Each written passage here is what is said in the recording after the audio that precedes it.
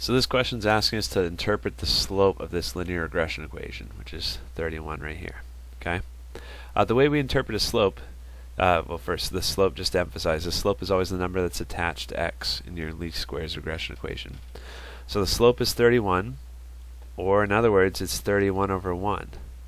And if you remember back to your algebra class, it's the delta of y, the change of y, over the change in x. Okay. So what's happening is we're changing 31 y units for every one positive increase of our x unit. So let's check out the problem here. Mother indicates a birth weight. The birth weight is the y variable.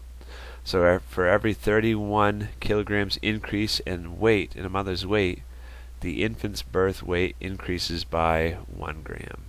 Okay, or you could say that in reverse. You could say, oops, mother's weight.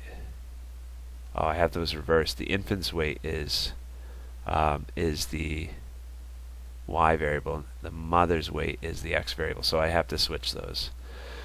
Okay, so watch out for that mistake I made there. I was just looking at the words weight, but there's mother's weight and there's infant's birth weight. So for every 1 kilogram increase in a mother's weight, which is our x variable, there's 31 increases in the y variable. Okay, so yeah, when you interpret a slope,